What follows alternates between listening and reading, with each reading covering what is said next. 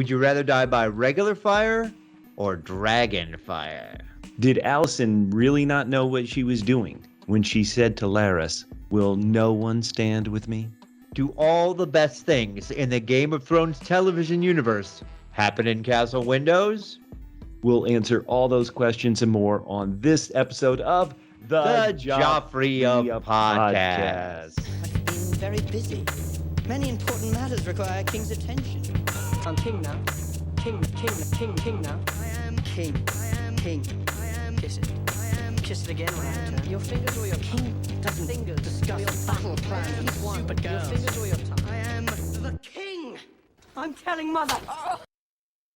My name's Bubba, and with me as always is Catfish. Catfish. We're going to be breaking down season 1, episode 6, The Princess and the Queen. Woo. We jumped about 10 years forward. What is your rating for the episode out of 10? Well, Bubba, I was going to go with the standard old triple P rating. Triple P? Yeah, Princess's postnatal procession. Whoa. But I figured that was too boring, so I had to go with a double S rating. Double S? Yeah, seared strongs. So I am going to give this episode what I like to call 8 out of 10 seared strongs. Whoa. 8 out of 10 is pretty strong. I was worried you were going to have a trouble with the big time jump. Why 8 out of 10? First of all, Bubba, Yeah. about 2 minutes into this episode, maybe 4, I was ready to give this 10 out of 10 episode, a 10 out of 10. Why? Why? Joffrey lives. Heck yes, we were so sad last week. It's like we had a Joffrey on the show. He's gone. Joffrey lives. And hey, by my calculations, only about 6 people need to die for Joffrey to take over the throne. I am crossing my fingers for this one, Bubba. The funny thing is, I was down on this because of the time jumps. I haven't been excited about the time jumps. The stuff about Daemon has just been chilling out for 10 years, and now the death of his wife is going to get him to move on. Yeah, a woman's death inspires a male character. Get ready for those think pieces. Here we go. But what happened in this episode was a lot of what you and I have been asking for, Bubba. We had real conversations where we knew what was happening. People had real talk. It was behind the scenes, what's going on. We had it between Laenor and Rhaenyra a couple times. Alicent and Aegon, despite the fact that she conveniently ignored what he was doing outside that castle window. What were you doing outside the castle window? Amazing. And then we had Larys and Alicent. So we had some real talk. We had another, any character whose name that starts with an L, untrustworthy in the Game of Thrones series. Larys is really starting to pull the weight for the bad guys on this show. Okay. And so I did enjoy it. And, they had to do, for me, a lot of hand waving to be like, well, we're essentially status quo except for the number of children who have been born in the interim. I enjoyed a lot of the conversations, the real talk. Okay. I like that it moved. I like that they just said, catch up. We're going to throw a lot of things, a lot of new characters at you. Mm-hmm. Catch up. I loved that. And then there were parts where, because I felt like the character work hadn't been built on some of the previous episodes, it was like, Harwin, we hardly knew ye. So even though Harwin was in every episode, he was in the first episode, but in that episode, I don't think a lot of listeners were like, oh, that's Harwin, that guy's son. And, anyway, I'm going to give it 7 double Ds out of 10. Oh, wait, did you say 7? Yes. 7 double Ds. Double Ds? Well, of course, that's when you do a self-Dracarys death. That's when you've had so much and you're just like, Dracarys death me. That was a shock. That was heartfelt. We don't really know this actress as Laena. We barely knew Laena as it was, but still to see anybody Dracarys death themselves, that was pretty dramatic and strong. So 7 out of 10. I love Should some have of the been Triple episode. D. Dramatic Triple D. for Kara's death. Oh, very much so. But because some of these characters, Lena's death, the shock of it is incredible. But it's how it happened, not because I have known Lena very well as a viewer or have a great connection with her. So Right. 7 out of 10. Things I like, things I had some issues with. We love to say, who cares what we think? We want to know what you think. Talk to us at Double PHQ on Twitter and Instagram, Facebook.com/Double PHQ. That's the word double, the single letter P for podcast, HQ for headquarters, at Double PHQ on Twitter and Instagram, Facebook.com/Double PHQ. If you're watching this on YouTube, you go down to those comments, like the video, leave us your thoughts. We're going to be reading a bunch of great feedback at the end of this episode, and Catfish. As we do on all of the Joffrey of Podcasts, we start off with our Hot D House of the Dragon match game, where we really get to talk to our listeners in all the best ways. So are you ready to jump in? Oh, hell yeah. You know I love the match games. So do our double L's. Double L's? Yeah, loyal listeners. They go crazy for this. So, Bubba, this first one, I'm going to read it out, and then you'll have your answer. We'll have my answer, and then we'll see if we can match any of our loyal listeners. We already know that if we match, that means we will be doing well because our loyal listeners are doing much Right, better too than good. we are at these. All right, so Daemon's idea of foreplay is a dragon flight, while Prince Aegon's idea of foreplay is blank. Listeners, we want you to think of your answers, even if you can't get them to us the night of our podcast recording. We're going to read all your answers on a podcast either this week or next week to this question. So give it to me one more time, Catfish. Daemon's idea of foreplay is dragon fighting. Well, Aegon's idea of foreplay is blank. Double W. Double W. Window washing.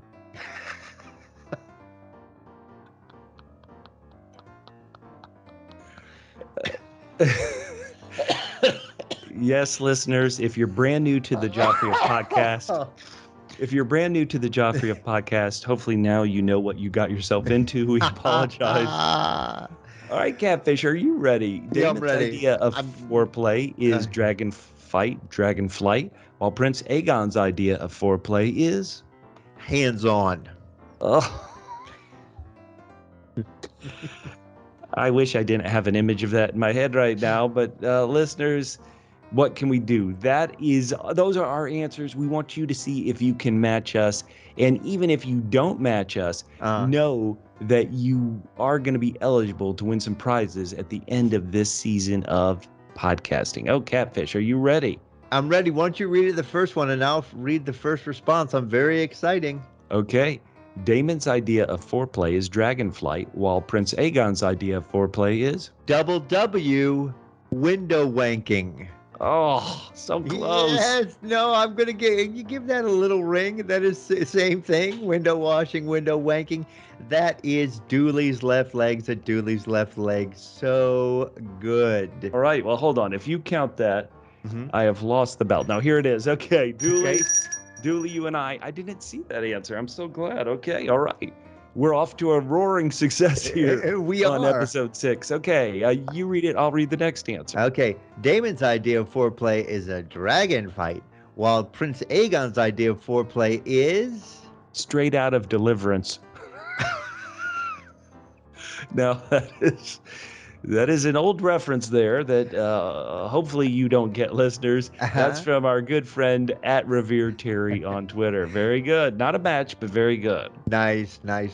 All right, here, hit me with it, Bubba. Here we go. No, I just saw the answer. This is trouble already. All right.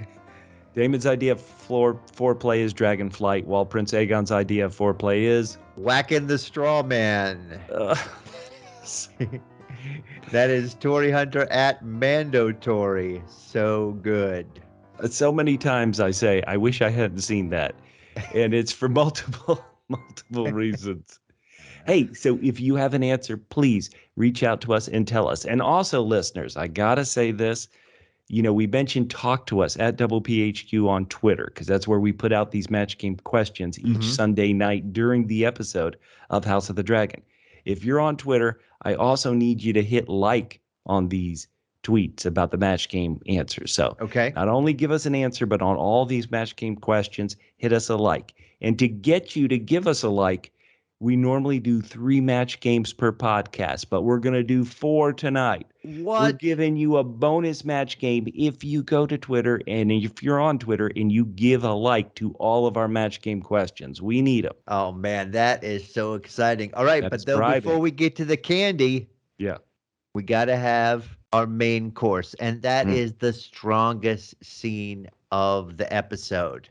And we don't Holy mean cow. by the strongs themselves, the strongest scene, or the strongest scent after the way some of those strongs ended the episode. Catfish, do you have one that jumps out at you? I mentioned that the shocking Lena death was a shocking moment, but again, because I feel like I haven't had time as an audience member to connect with Lena as much, that's not going to be my answer. What is your answer for strongest episode scene? People might accuse me of recency bias. Okay. But I just loved. There was people over here, people over there challenging for the throne, not really challenging. We didn't get to see enough of them. For me, the MVP of the episode and the MVP scene of the episode is Larys at the end with Alicent. That is so juicy. I mean, I'm watching it and I thought to myself, did I get things wrong? What do you mean by that? Well, because I'm like 90% sure that Larys is the son and brother of the people he just burnt. But that cannot be right, can it? I mean, it's just amazing. It is amazing. And he just like, you know who's going to be in charge of this family now? Me. Only the weakest of the strong survive. Oh, snap. That is tough. He killed he killed, other people lit the match, but he had his dad and his brother killed. And as far as we could tell, once again, goes to the character work of the previous 5 episodes, he seemed to have a good relationship with him. At the wedding in last week's episode, admittedly, that was a decade ago, he was talking to his brother. He's like, oh, look, do you know what it means that she's wearing a green dress? Larys seemed okay with his family. Well, we didn't know last week if he was, because he did seem, when he was talking to the queen, we were a little confused. It didn't seem as if he was really pushing his father's agenda. And now we know for sure his father's agenda is not one of his concerns. So that was me, Bubba, and that was a great scene. I know you enjoyed it, but was that your strongest scene? I thought there were several good ones. I have to be honest, even though they're new actors, and I feel like we do need to talk about that. Yeah. I thought the first scene after the birth of Prince Joffrey between the new actress playing Rhaenyra and the new actor playing Laenor, I thought that was really strong. I mean, this guy, his wife, we're supposed to imagine this is middle-aged times. But this guy, his wife, his partner at the very least, his partner just gave birth. He was supporting her, saying, you don't have to drag yourself, up these stairs and all this stuff. But then seemingly the next day, he's like, my buddy Carl and I, we're going to peace out and go back to the stepstones when life was great. I remember when I was a kid and I was fighting on the stepstones. So I thought that scene was really, really good. I thought the scene where you saw kind of Kristen Cole really treating Harwin Strong's kids terrible in the training session, I thought that was rough. But to be honest, I think this episode is called The Princess and the Queen. And the scene that I thought was truly the strongest was the small council scene. Having a small council scene where both women have a seat at the table, but the women are so icy to each other. And Rhaenyra's attempt at resolving this, I don't know what to think. What did you think of Rhaenyra's attempt where she's like, okay, I apologize for all the transgressions that might have happened. We can solve this union by my son marrying your daughter. I mean, to me, it does seem reasonable. I mean, Alicent is saying to Aegon, your life is essentially forfeit. Mm-hmm. And Alice, what is being proposed to Alicent is going to make it so that there's no war, there's no fight over the succession, everything will end up okay, and it does seem to me the safest path, unless she doesn't trust Rhaenyra. Okay, well, Rhaenyra, I want to say this, though. So Rhaenyra is saying her son Jace will marry Alicent's daughter, and her name is Helena, I believe. Forgive me if I get these wrong. We're just meeting these characters, right? So my son, who will be the future king, will marry your daughter, who will be the future queen. Who's to say that son might think, oh, my uncle, Aegon, still might have a greater claim to the throne than I do? So who's to say Jace and Aegon aren't going to, later come to blows? It still seems a safer proposition to yes, me. that's for true. sure. I agree. It almost seems as if I'm not quite sure whether I believe that Alicent is wise to deny it or feel she's in a strong enough position to deny it. I have a little bit of a hard time feeling at the end, though, that Rhaenyra has to piece out of town as well. That one I had a little bit of a hard time with. Let's debate on this just because you mentioned it, because I didn't necessarily think of this when watching the episode. But if Rhaenyra thought that, my dad is kind of being kept in line by his hand, and his hand wants to peace out, his hand is going to take part of my muscle. Harwin, we don't really know how strong their relationship was with each other, Rhaenyra and Harwin, but at the very least, he's like a big, strong guy, literally a strong guy who's on her side, and now he's taken off. This is like gathering chess pieces. How many pieces do I have in a war?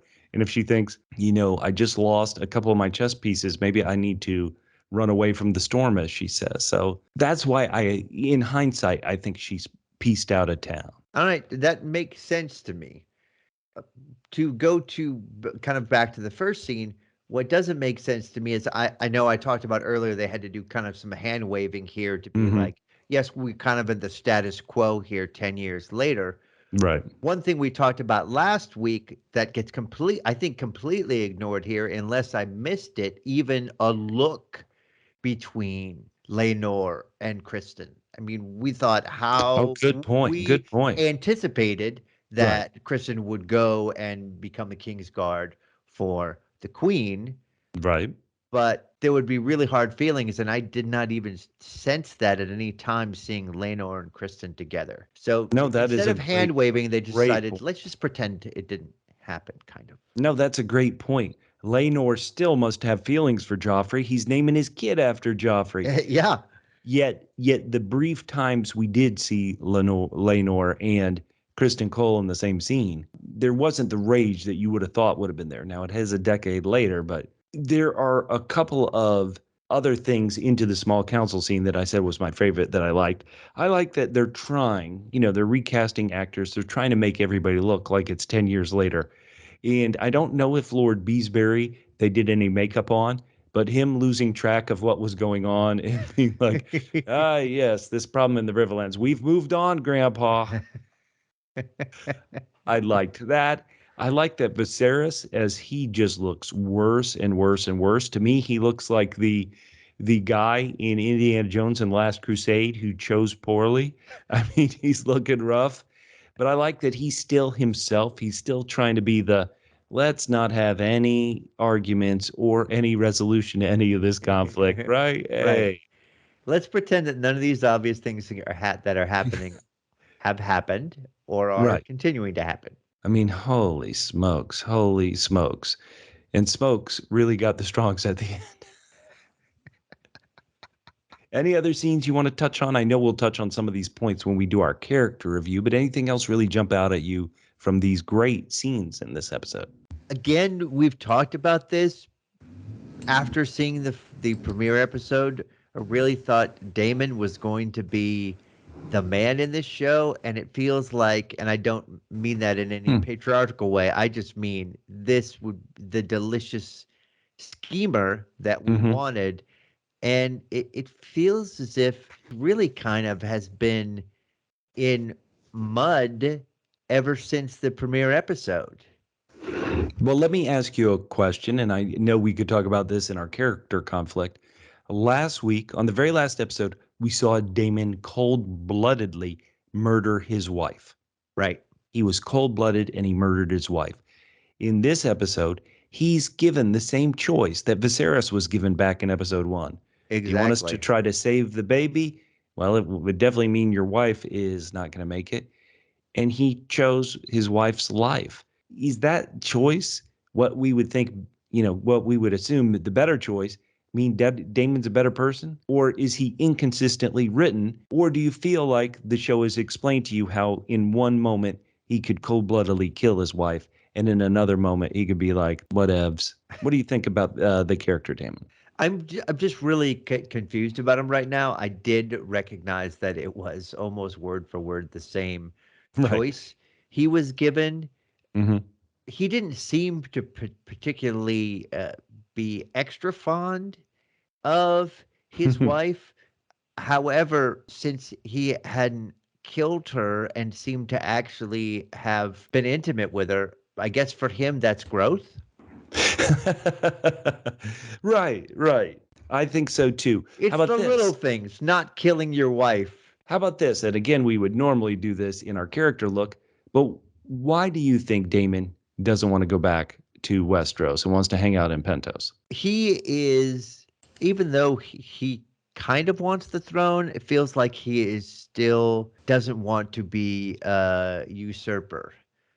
And so it feels like instead of introducing him late when he's actually going to do something, I imagined when Alicent's son takes charge, then he's going to be like, okay, no. Instead of introducing him late and have him do something, they're really just, like I said, I feel like they're keeping him in mud. Okay. I've been in mud before, so I get that feeling. All right. Hey, we're going to talk about these characters even more in a bit, but you know what time it is, Catfish. Audience participation for our double L's. You ready for match game 2? Oh, hell yes, I am. So at the start of the episode, Lionel Strong was Hand of the King, while at the end of the episode, he and his son Sir Harwin Breakbone Strong were blank. At the start of the episode, Lionel Strong was Hand of the King, while at the end of the episode, he and his son Harwin were finger licking good. You see what I did there, Bubba? Hand of the King, and then they were extra crispy. Terrible. That's my favorite answer. Does that make Larys the Colonel? Hey, it's Larys, the Colonel here. Oh, heck yeah. All right, Bubba, now it's coming to you. All right, at the start of the episode, Lionel Strong was Hand of the King, while at the end of the episode, he and his son, Sir Harwin Strong, were blank. On Family Feud. All right. I like that. All right. From your response, I could do better, but that's fine. All right. So, hey, let's see how our listeners did, and we'll go out, and I'll read the question, and you read the first listener's answer. All right. Start of the episode, Lionel Strong was Hand of the King. At the end of the episode, he and Harwin were ashen-faced with a strong smell of BBQ pig wings. Oh, they were ashen-faced. That's very descriptive. Hard to match one that specific. I know, but Dooley's left legs. All right, you ready? I'll read another one. You read the answer. Okay. Lionel and son Harwin at the end of the episode were well done. Oh, that's not extra crispy, but very close. I'm giving it a little bell ringing there. All right, you let me read some. All right, here we go. All right, good. All right. At the start of the episode, Lionel Strong was Hand of the King, while at the end of the episode, he and his son, Sir Harwin Strong, were... Well, not break bones, but instead charred bones. That is from at A Godless Key, aka Albert Godleski on Twitter. Very good. Read another one. Oh my God. All right, You know here we what? go. I think the listeners are matching themselves. These are pretty good. Read it to me. At the start of the episode, Lionel Strong was handed the king, while at the end of the episode, he and his son Sir Harwin Strong were Buffalo wings. Instead of hand of the king, they were buffalo wings. Ooh, that's from Corey Bramblett at TCB POV. Very good. And one last one that we have now. Once again, listeners, send them to us throughout the week. At the start of the episode, Lionel was handed the king, while at the end of the episode, he and his son Sir Harwin Strong were a strong smell of barbecue. Oh man, these are all so close. These are all so close. No, but that is almost a match between Dooley's left legs and Revere Terry. Bubba, for the first time ever, I'm going to say, yeah, my favorite answer is my answer. Finger licking good. Yours was good. I made a mistake of seeing that before I came up with my answer, and I was like, okay, I can't match it. I'll just say Family Feud. All right, now it's time for our character rundown, and we're gonna let's run through a bunch because we got a lot of new characters, and let's start with them first. Theoretically, the firstborn son of the king, who will be passed over for the throne, and if he had his way, may not mind that so much. What were your thoughts of our new Prince Aegon? Oh, our new Prince Aegon. He's a lot. Yeah. He might be terrible, to be honest. He might be the worst. Because you don't like you because you believe every sperm is sacred? No, I think that has nothing to do with it. That has nothing. I mean, it might have a bit to do with it. Like he's obviously doing that because he's like, look at me, I'm king of the world, right? You know, he said it's not the front of the Titanic, it's the front of the castle. But no, there was a lot of things. Don't you think when you talk about what was it, the pink dread? Don't you think that was really his idea and he's trying to blame it off on his younger, I guess they're his younger nephews? I mean, that was terrible. The fact that he was so lackadaisical in saying, you know, whatevs. Yeah, okay. I don't have to rule. Sure. Okay. Why? I didn't got a beef with my older sister, Rhaenyra. I thought he was terrible. You know what? He did not seem that bad. When you stack him next to Larys, he's just a slacker. That's all. Of course, he's not going to say that it was his idea. Is that the scale? It's like, are we going to put every character next to Larys? Oh, compared to Larys, not so bad. You said he was horrible. I just thought that he was a slacker and not actively horrible. I mean, I thought that his younger brother trying to steal one of his nephew's dragons, he seemed like he could be more trouble. Aegon's just living life. He's just living his life. Would you want that kid, admittedly, he's young, he can grow. Would you want him to rule anything? I wouldn't. People can grow. He's supposed to be, I mean, is he supposed to be 14 or 15? This is 10 years since the wedding. It's so hard to keep track. And a part of me thinks he would be 14, but I don't know. I mean, I was not a fan of his. I agree. I think there is putting someone on the Larys scale is very strong, but also putting someone on the king scale is also strong. Of course, he's supposed to be the king. He's just a slacker kid. That's all. Except for the window stuff. That was a little extreme. I didn't think he was horrible. I just thought non-entity is too strong. He is not trying to wield any power. I think even from a young age, our Lord and Master Joffrey Baratheon had a sense of his privilege and the rightness of him being in charge of the world. And this kid doesn't.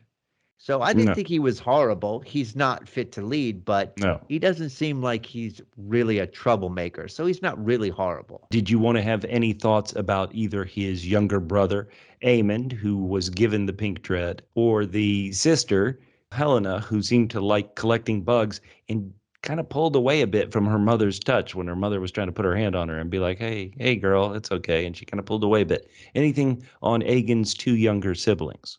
Yeah, I think Aemon is more troublesome because he's the one who's been bullied.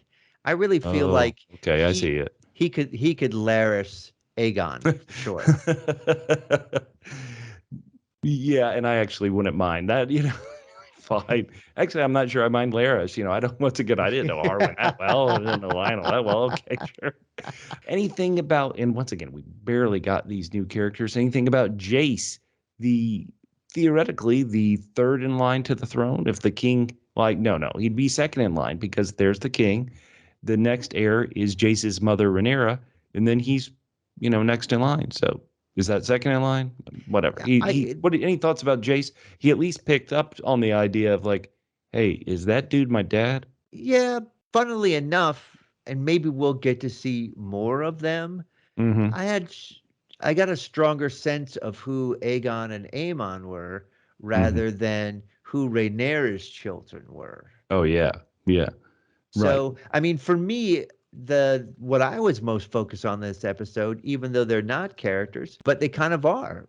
Can we talk about how the new Alicent and how the new Rhaenyra differ? Of course, they've grown, even if they were, they were maybe going to have the actress stay the same and age them up. They still would have gone through 10 years of stuff, but still, let's talk about who they are now, 10 years on.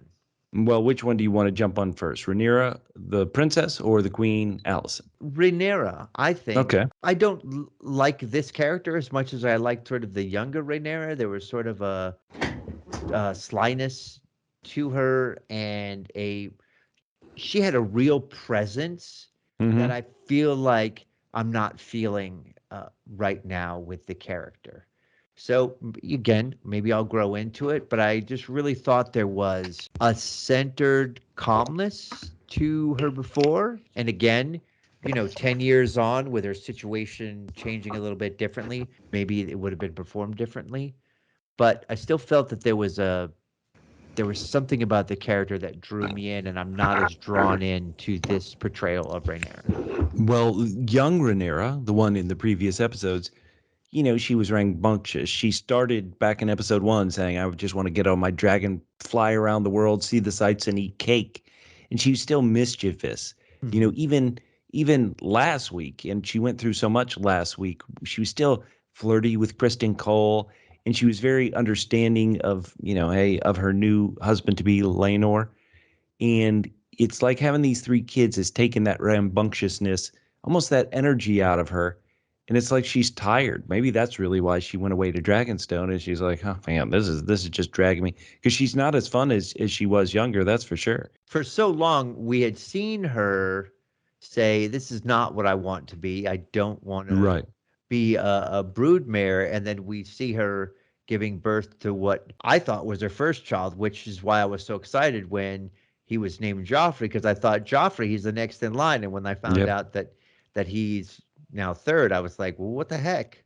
Joffrey should have been the first named child. Hello. I don't think Laenor has much say in a lot of things there.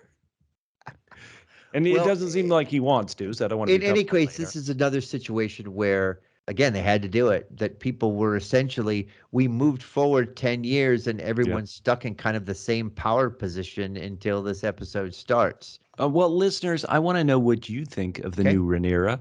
Tweet at us. YouTube, give us those comments. Remember, tweets at DoublePHQ, Facebook.com/DoublePHQ. Catfish, I want to talk about Alicent. When you were mentioning the 2 new actresses taking over these roles, to me, Alicent is the one who changed the most. And admittedly, we saw a bit of her changing. Kind of the big moment of her changing was last week when she wore the green dress and she saw my friend, my BFF, who I was defending. Their lies got my dad sacked and all this stuff. I thought Alicent, to me, was the most different in this episode, in that she really is scheming in a way I didn't see, where obviously the young one didn't until episode 5. The young Alicent didn't. And she is, I almost want to say that it's almost maybe the show for me at least, putting its thumb on the scale of, are you going to support Rhaenyra and her children's claim, or are you going to support Alicent and her children's claim? To me, it felt like because Alicent was scheming, it felt like it was making Rhaenyra, quote unquote, the better option of the 2. In fact, I would say that it's making Alicent too confrontational. Alicent is really aiming for a war. Rhaenyra, say what you want about her, and if her offer was good, or valid or anything. But Rhaenyra did offer something of like, hey, let's have these kids marry. Now, admittedly, those kids marrying, if one of her kids married one of Alicent's kids, that would be a nephew marrying an aunt. This show does that so much. So, but anyway, I just thought it was weird to see Alicent in auto mode. So I thought that was an odd change. I think both actresses are good. I think the new Alicent actress is great. I just thought she is really scheming, and that makes me as an audience member think, okay, scheming kind of implies some duplicity and evilness. And so I thought, oh, are they trying to make Alicent especially evil? What do you think? I sort of disagree with you, and we can kind of hold some of it until later. Okay. There was a little bit of scheming here, but remember, she's the one she and her children are the ones who are in a vulnerable position. That's completely officially. true. Mm-hmm. The other thing is she only does maybe a tiny little bit of scheming, and it's up to us at the end to decide how much she put Larys into. So I'm going to say that for the most part, I feel that she also has not moved forward that much in the last 10 years. Okay, can I point out how the episode began? She's trying to get this baby taken to her immediately after it's born, like seconds after it's born. Well, again, that's not that cool. would mean something to me if it was the firstborn. It's not even the firstborn. That's why I was kind of confused, because has she done this every time? I just thought that Rhaenyra was worried that the child was in danger because that was her heir. But it turns out it's not even her heir. So, yeah, she's throwing her weight around a little bit, but that's not really scheming unless, again, killing that kid's not going to do anything because he's just the second spare. Way to diss Joffrey, Catfish. Well, no, you have to say, hey, you got to have an heir and a spare. That's the second spare. Second spare. Listen, there are 4 tires you got to do. Listeners, let us know what you think. Oh, wait, you know what? Before we leave characters, I want to go. Any thought on how Criston Cole has become? Because he has completely flipped sides. If there are 2 sides, let's be honest. There's the Rhaenyra now and Alicent side. And Criston, he is really, really Team Alicent, and he's kind of attacking Rhaenyra and calling her the C word. Yeah, is tough. I didn't expect to hear the C word twice tonight, but once it was funny, and the other time, it was not. All right. So once again, listeners, there are a million characters on the show. And we lost 3 this week as well, at least by my count. So talk to us. Let us know what you think of the new actors, of these new scenarios, of the plot thickening, and the princess and the queen. Catfish, we've talked a lot of serious debate real quick. Do you want to go to our next match game of the episode? Our 3rd of 4. Remember, we're giving you that bonus match game if you like the tweets. You ready, Catfish? All right. I love it. Okay. So I'll read the question. Sure. There were 2 pink dreads in the episode. One was a pig. The other was... If they hear our answer, they'll be like, oh, no, I can't do better. No, they'll think anybody could do answer by the... All right, give it to me one more time. All right, there were 2 pink dreads in the episode. One was a pig. The other was... seen in Prince Aegon's window. Might have been a white pig, but anyway, or white dread, sorry. Man. White dread, sorry. Okay, there were 2 pink dreads in the episode. One was a pig, the other was... newborn Joffrey. What? Yes, because he's a white, but he's got the blood, so he's pink, and everyone is afeared of Joffrey. Oh, my goodness. Joffrey is the prince that was pre-promised post-haste. Okay, those are our answers. Catfish, you ready? We have, let's see, from my count, we already have 5 answers from our listeners. Okay. You ready? Yep. 2 pink dreads in the episode. One was a pig. The other was? The one-eyed monster staring from out of a window over the people of King's Landing. Yes. I got a match with Dooley's left legs. Heck yeah. Good job. All right. Let's try again. See if you get another one, Bubba. There were 2 pink dreads in the episode. One was a pig. The other was a wig. It rhymes. Oh my goodness That's gracious. Corey Bramblett at TCBPOV. No match for you, Bubba. Okay, that's fine. All right. There were two pink dreads in this episode. One was a pig. The other was Prince Aegon. Oh, Bubba. Yeah. Ring the bell. Oh, Thank man, you, got two. a godless key on Twitter. Two matches for that. All right, you ready? Yep. Read it and the answer. Let's hear it. All right, there were two pink dreads in the episode. One was a pig. The other was sore nipples. Oh, poor Rhaenyra. Oh, when that happens in a business meeting, awkward. Horrible. Thank you, at Mandatory Tory Hunter. All right, here we Hey, go. Tory Hunter. You love her, Tory Hunter. All right, I'm going to read it. You give the answer. There were two pink dreads in the episode. One was a pig, the other was... Laenor, obviously. Ooh, what do you think he's getting at with I this? exactly know what he's getting at. Okay, that's at Revere Terry on Twitter. Oh, man. Holy cow. Holy cow is right. Who? Catfish. Okay, so. All rise. Enter the small council for the latest debate. The first question. Would you rather die by regular fire or dragon fire? Counselors debate. Catfish, this question that the judge has given us is obviously based. The regular fire is what happened to Lionel Strong and his son Harwin. And the dragon fire was what happened to Laena. Which is a better death? Regular fire, dragon fire. What do you think? Counselor Bubba. Okay. Honored judge. Yes. Clearly, it's better to die by dragon fire. Number one, Your Honor, I'm just going to say it is quick, Your Honor. You are put out of your misery super quick.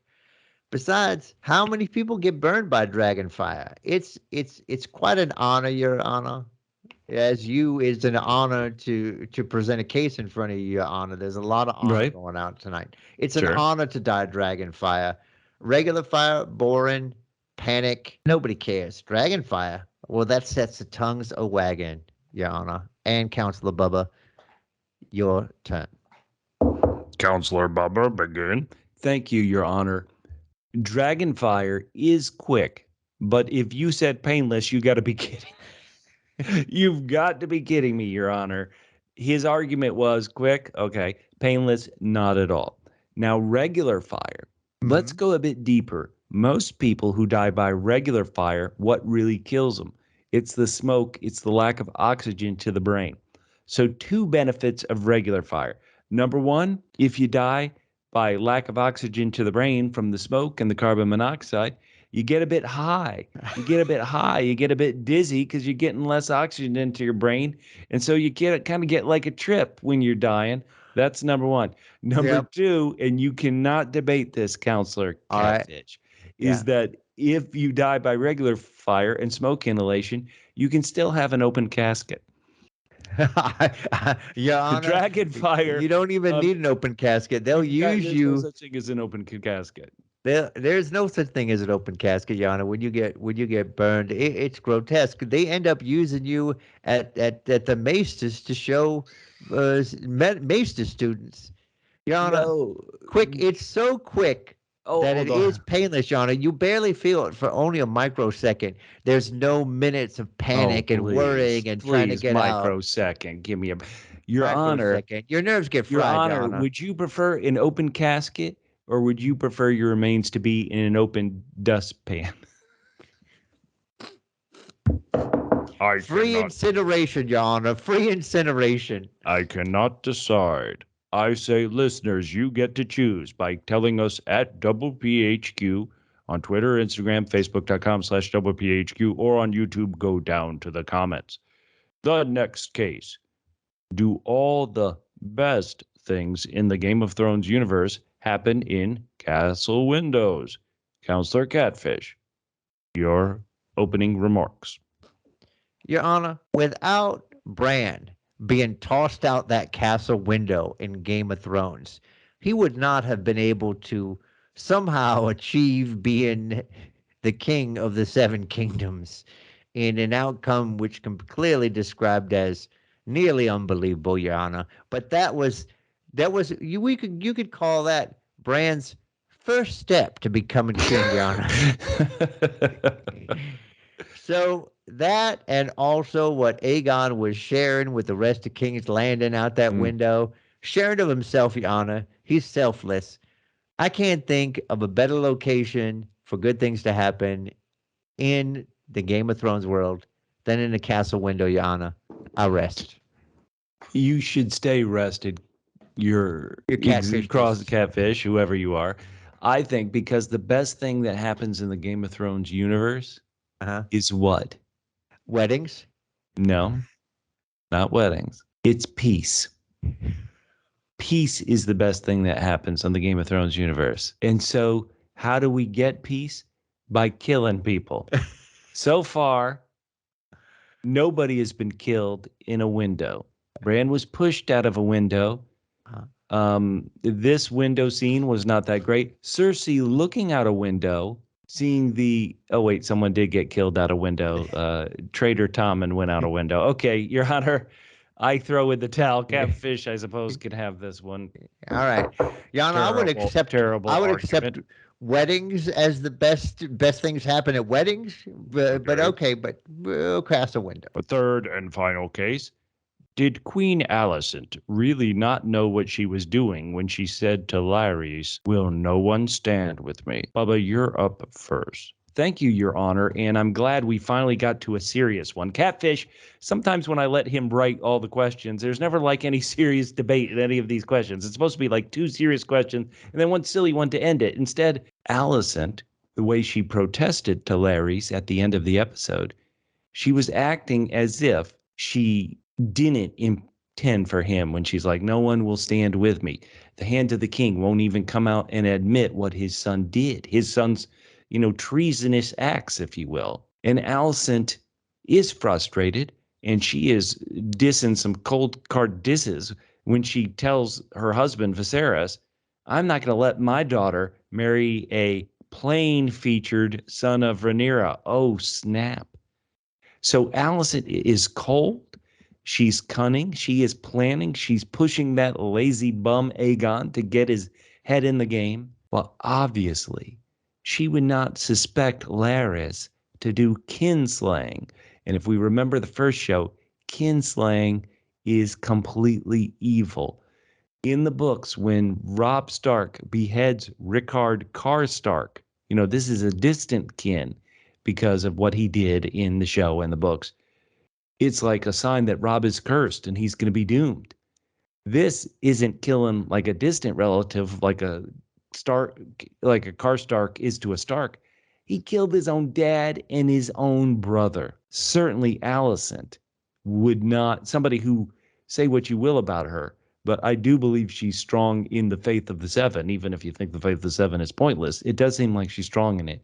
So no, Your Honor, I argue as strongly as I can that she didn't know what Larys was doing with those people he got out of the dungeons when he said when she told him, "Will no one stand with me?" I think Alicent is innocent of the implication, Your Honor. Your Honor? Catfish, begin.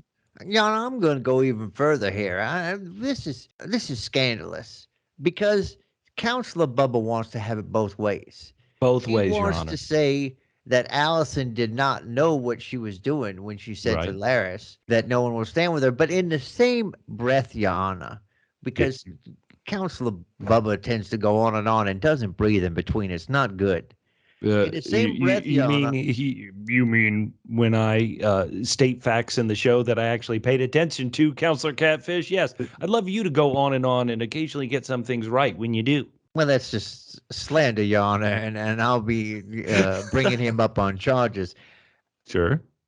But at the same time, he tries to say that Alicent has been making very devious moves. And I will say, for the most part, Your Honor, up until this point, she has been making defensive moves. Even when she talks to Larys, it's a defensive move. Now, I will agree that I think that eventually she'll come to terms with this and she'll make more offensive moves. But, Your Honor, I still think she's in a position where she's just sort of trying to protect herself rather than actively make moves to forward her son as the next heir. So I Your don't think Honor, she's made that move yet, Your Honor. She hasn't gone from defensive to truly offensive. Your Honor, is asking that kid to see it as soon as it's born, is that defensive or offensive? Your Honor, when she said, do keep trying, Sir Laenor, sooner or later you may get one that looks like you. That's not defensive. That's That is harmless, Your Honor. off. Those are both That's harmless offensive, things. Your Honor. Harmless. Those are words. Yes, they the catfish did get that correct, Your Honor. Those were words. I will Thank not you, Your Honor. He do said that catfish in is correct. any You heard way. him. Talia, not now. Listeners, I'm not sure which side these two are on any of these arguments, but please write to Double PHQ on Twitter, Instagram, Facebook.com/Double PHQ. Down in the YouTube comments, let us know what you think. Your Honor, that is very cold. Shut up, Counselor Bubba. Your Honor, we were friends. We were friends. Like Alicent and Rhaenyra were friends. Touche. Ouch, that hurts. Hey, Catfish. I just wondered how the line was going to go on. I should have taken a breath. That's a good point. Let's get to some feedback, and I love this feedback. We're also going to be reading some answers to last week's match games that we got over the last week, and we're going to be doing our bonus match game if you keep hitting those likes on the actual tweets. You ready for the feedback, Catfish? I'm ready, Bubba. I love this feedback we got on YouTube. It's from somebody who's Infernal460 on YouTube. And their feedback, their comment they put on last week's video is yes. That's all they wrote. Infernal460 wrote yes. Now, you I may like be wondering in the why affirmative. right, why they wrote yes is on these YouTube thumbnails. You know, I'm trying to do something to make somebody click and watch the video. So a lot of times I come up with questions that I put on the YouTube thumbnail, even if we don't necessarily discuss them. I'm like, well, if I put this on the YouTube thumbnail, somebody will click and watch, and maybe they'll get intrigued by what we say. So on last week's, I was rushing to get the YouTube video up, and I just put as the question I put on the thumbnail, it's like the Joffrey of Podcasts reviews season 1, episode 5, and I put, should Kristen Cole be gelded? That was the question. And Infernal460 just responded, yes. Oh, Okay, thank you so much. Thank Thank you. you so Now much. you know to get people to click, you must talk about gelding. Love it. What else feedback did we get on YouTube this week, Catfish? All right. Very prescient, Bubba, because let's hear it. Love Prue 1, LUVPRUE1 said Kristen Cole is giving off incel vibes. Ooh. I can't stand him. He is such a simp. Bubba, Whoa. I Yeah. didn't really get that last week, but boy, did I get it this week. So I agree. congratulations to Love Prue for sensing Kristen Cole's forward momentum.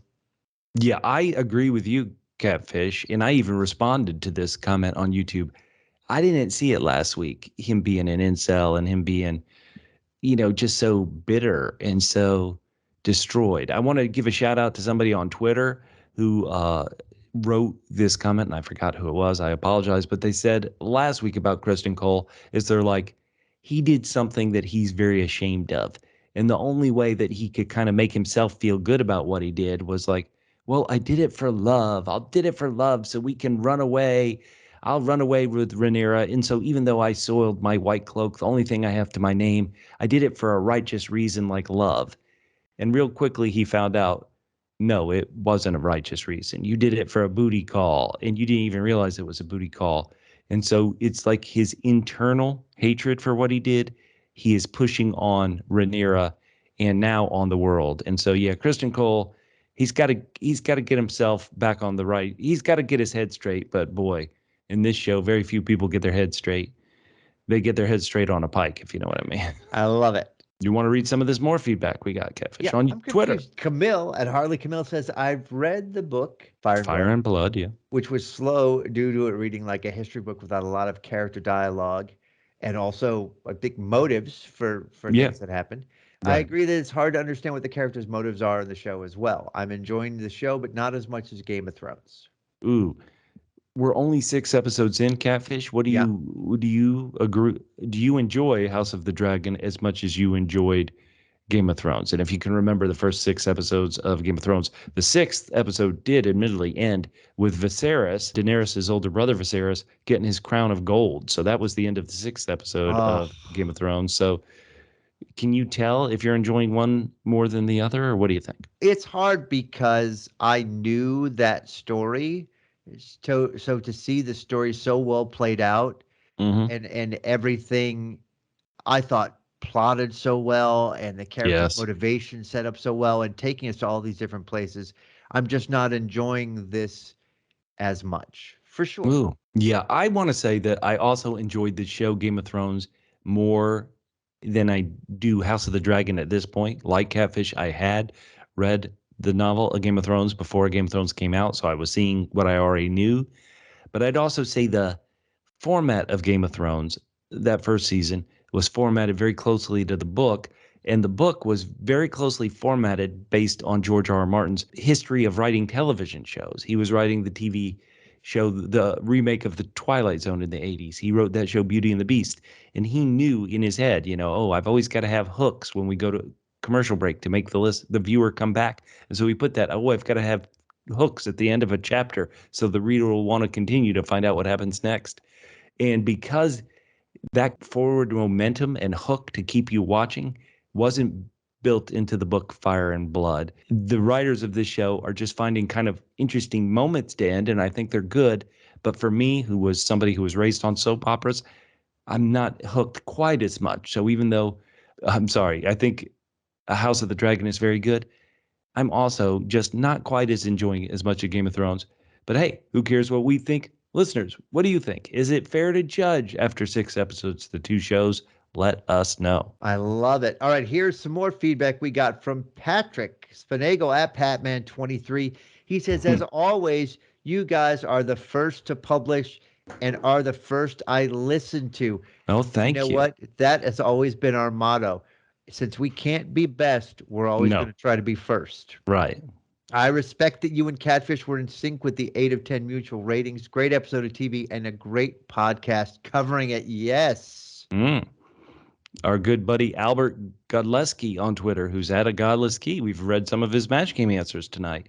He wrote, man, this episode, and he's talking about episode 5 of House of the Dragon, has got me like, I don't know, all the emotions. I smiled, I felt sad, got pissed, I cringed. I'm so glad there's a week between the episodes because I need time to process. He gives a shout out to the History of Westeros podcast, our buddy Double M's Before the Dragon podcast, our buddy Axel's podcast Winterfell, and us at the Joffrey of Podcasts for helping him out. Thank you, Albert, for listing us among those great podcasts, and please do keep listening. Oh man, and then Bubba, this is some great feedback we got from Satan Claus at Klaus Sons.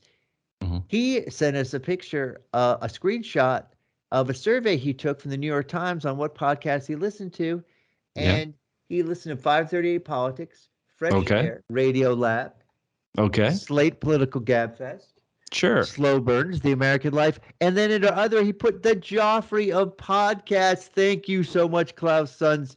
It's happening, Bubba. It's happening.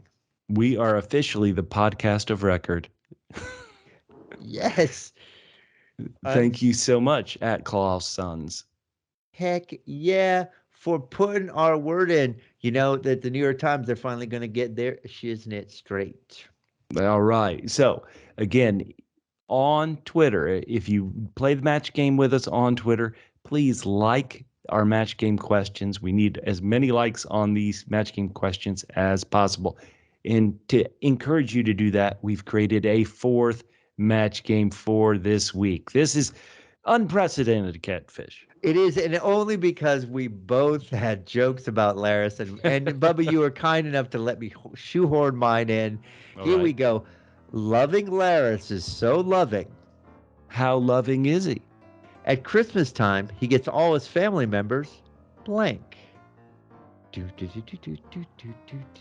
Oh man, wait till you see how many answers we have on Twitter for this bonus one, Catfish. Oh man. All right, here we go, Bubba. Sure. Loving Larys is so loving. How loving is he? At Christmas time, he gets all his family members roasting on an open fire. Yes, that is awesome, Bubba. I love the singing answers. All right, Okay. Bubba, here we go. At Christmas time, loving Larys gets all his family members Aloe. Aloe, because they're so burned. Oh. Yes, aloe. Okay, that deserves a golf clap. That's pretty good. I don't think anybody will match that, but that is pretty good. All right, well, let's see if anybody matches you. You're much better at matching the audience members than I am. Here we go. Loving Larys is so loving. How loving is he? At Christmas time, he gets all his family members tongues. He got a bunch of tongues this episode. That is a smart episode. That is a smart answer. Didn't match, but that is brilliant. From at Revere Terry. Oh, so good. So good. That's pretty good. All right, I'll read one and you give us the next answer. So, all right, here we go. At Christmas time, Larys gets all his family members. A double H. Double H? Yeah, Hot Harrenhal. Oh, he does. Well, yes. Christmas came early this year. All right, here, I'll read it. Thank you, Jeff, at Jeff Perro. Oh, there's lots of P's in that. Thank you so much. All right, I'm going to read this and you read the answer again. You ready? Okay, yep. At Christmas time, Larys gets all his family members. Dismembered.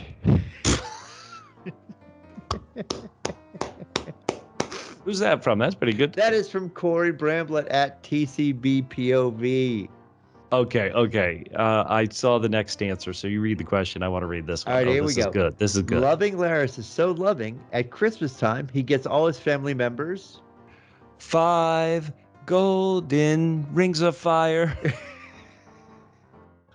Oh, I like that. Just bringing everything in together. That's pretty good. That's at Hunt Pants, our friend Holly on Twitter. So good. All right. Oh, Bubba, I saw this next one. Read it. Okay. I love this answer. This is so brilliant. Loving Larys is so loving. At Christmas time, he gets all his family members a Kindle. Wait a minute. That might be. That takes the cake. Kindle. Who did that? That is mandatory. Tory Hunter, thank you.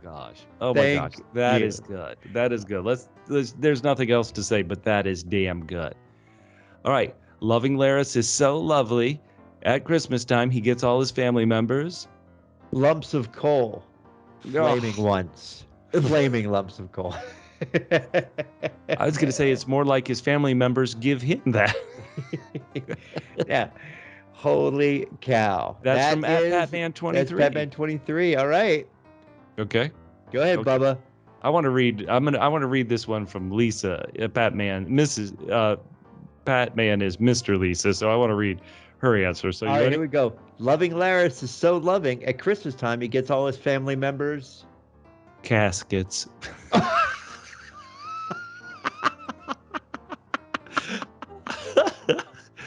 Oh my God, these are so good. That's Lisa, who's at Lisa S9 on Twitter. Oh my God, I keep seeing more answers. They're all so good. I'll let you read one, but oh my God, these are all good.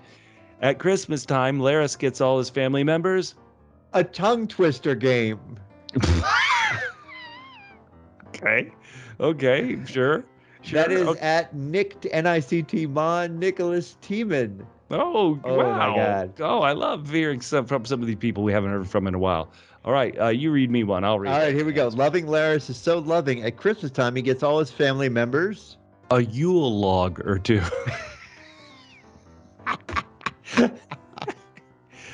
We've heard from this man so many times already. That is at Godless Key Albert. So good. And I think we got one more from our good buddy Double M. All right, let's do it. All right. Loving Larys. Okay, go ahead. At Christmas time, Larys gets all his family members a new personalized pecking order. That is from at Double M Matt Murdoch, who's at Musical Concepts, I should say, on Twitter. Oh my God. Can I just say again? Yeah. A Kindle. A Kindle. I mean, Nobody matched that, but everybody should. Everybody should. I That's mean, pretty I good. love caskets too. Caskets. It's the perfect Christmas gift. Okay, hey, you know what? We got to burn through all last week's match games real quick too. So we're gonna read we'll read. I'll read I'll read the question. You read all the answers from last week's. You ready, Catfish? You got it. Sir Joffrey Lonmouth was known as the Knight of Kisses. After the feast, he'll be known as. Sir Smushface. Oh, Oh, that's Bill at Bill Kava, oh, Bill. KAHVA. Hey, I love him. so good, so good. Okay, after the feast, Sir Joffrey Lonmouth will be known as. The Good Night of Fists. Oh wait, no, that's like me. I said the Knight of Fistus, and so Terry at Revere Terry said he's not the Knight of Kisses, he's the Good Knight of Fistus. Okay, I think that's a match. Very good, Love it. Terry. All right, after the feast, Joffrey will be known as. The Night of Destroyed Kissers. Oh, that is a good one. that is a Get good the one. pow right in the kisser. Didn't even think about that. That is clever. Okay, that's from at Musical Concepts Double M Matt Murdoch. After the feast, Joffrey will be known as. The prequel to Oberyn Martell's eye socket death. Oh, spoiler alert! All the time. Sorry. All right, who's that from? That is from our good friend Camille at Harley Camille. Oh man, I saw this last answer. This also was very, very good. Okay, the last one we got for this one.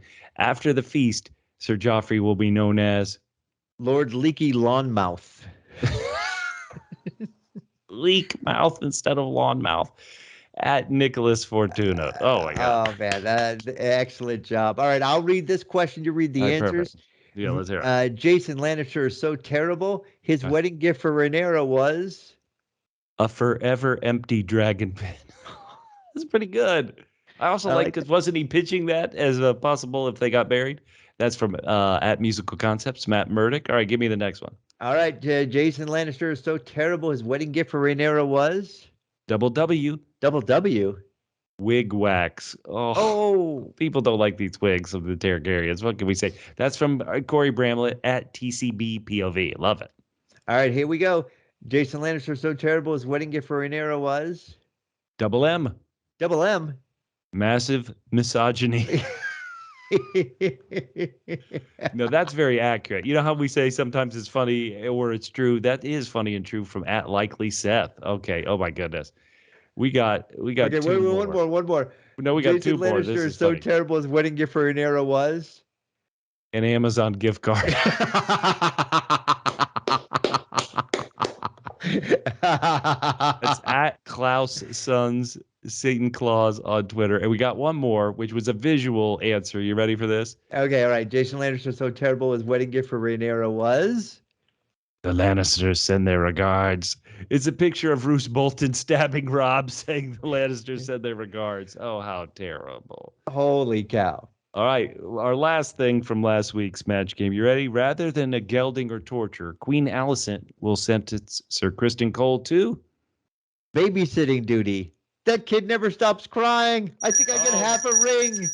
That's at Kelly Underfoot. Yes. At Kelly Underfoot. You'll sometimes hear her on Before the Dragon podcast. That matches you from last week, Catfish. You hated that giant baby. Yeah, he was going to have to carry him around. Same carry, sit. I love it. All right.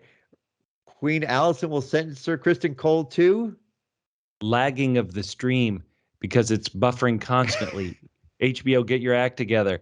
Now, this was brilliant. It's from Corey at TCB POV because Catfish, you were having the same problem with last week's episode. Remember that? I did have a little bit of problem, but it turned out it was my stupid. I have apps on my TV. I just quit those. Those apps on the TV always end up busting real quick. Okay, we got two more. Queen Alicent will sentence Criston Cole to watch the movie Cats on an infinite loop or take the black. Ooh, that's a tough choice. Yeah, that's tough. That is tough. That's from at Clausen. And our final one. You ready? Queen Alicent will sentence Sir Criston Cole to a trail ride with Daemon. After what Daemon did on the last trail ride that his wife took. Not nice. Who's that from? That's awesome. That's from Revere Terry.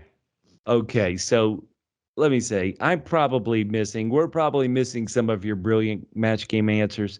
So not only send us your answers, but also please like the tweets so we can get another alert that you've said something and that you're following these match games that we love. We want to make sure you love them as well. Holy cow, so good. Oh, our listeners are just brilliant. To reach out to me individually on Twitter, my name's Bubba. You can find me at Fit and Trim. That's FITTENTRIM, at Fit and Trim on Twitter. And you can hit me up on Twitter at CJGman67, or you can hit me up on Instagram at GEETOTHEMEN, G to the man. Bubba, we've only got 4 episodes left. Oh, wow. Yeah, until the end of the first season. Incredible. That means there's time. We could do another 20-year time jump right to when Joffrey is king. Oh, thank God. Please. Perfect. Once we get that, this show will be perfect. Just like our show, you'll hear us next time on The Joffrey of Podcasts. Finger licking good. That was good. The other one was, what was the other one that was so good too? The other one was, I can't remember it. I don't know. Aloe. I think Aloe's pretty. Nothing was as good. A Kindle. I mean, come on. I'm telling Mother.